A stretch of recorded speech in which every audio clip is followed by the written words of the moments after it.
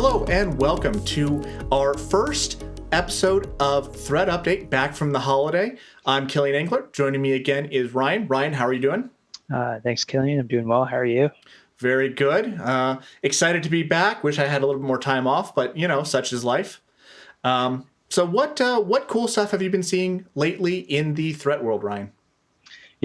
I wouldn't say it's really new, but we've been seeing a lot of Office 365 compromises. Business email compromise, user gets phishing link, clicks on link, clicks on email, account gets compromised in the cloud. Sure. It's so easy to happen nowadays. Right. So in terms of that, in terms of kind of the process that you go through, when a customer calls up and says, hey, we've seen this or we suspect this, what are the steps that you take them through first? So first, of course, containment, but then what's that next step past that? Yeah, exactly. So moving into containment is always key. I'm sure everybody's well aware with how we do that. Let's reset passwords. Let's make sure that we're freezing accounts as needed. But the analysis phase is where I think things get a little bit more interesting.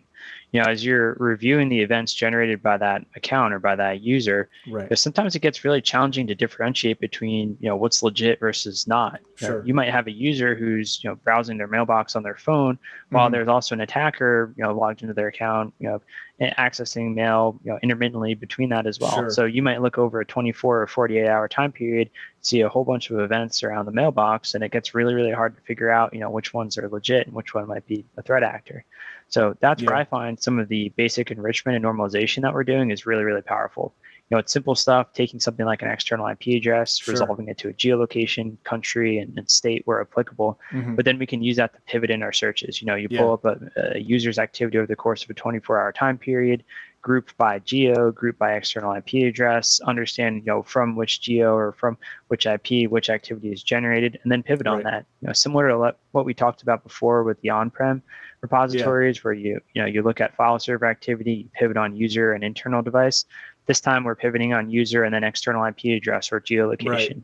We want to see did that user access any data in SharePoint Online from that potentially malicious IP address or geolocation? Did that user interact with any data in OneDrive? Are there any other users that are generating activity from similar geolocations or from similar external IP addresses?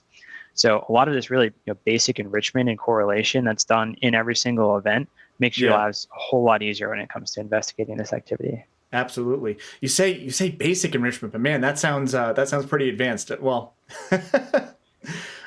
it's definitely important stuff. A lot of times people think about an IP address and they right away go to a geolocation. Obviously, it's a lot more sophisticated on the back end. Right. But the fact that we have it in every single event, just it makes it so critical and it's so easy to use. It really does kind of feel pretty basic.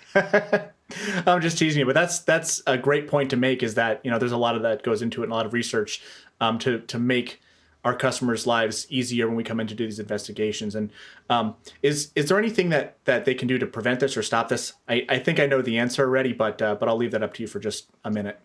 Definitely. I mean, there's so much that's happening nowadays. Of course, there are a lot of great controls. Multi-factor is always a big one. User education is super important too. Yeah. I mean, just having a user understand what a phishing email is and not to just click on links and type in passwords. We've even seen some organizations where users just get a multi-factor request, even though they're not even logging in, and they're so accustomed to just hitting OK, typing in that code, they just do it anyway.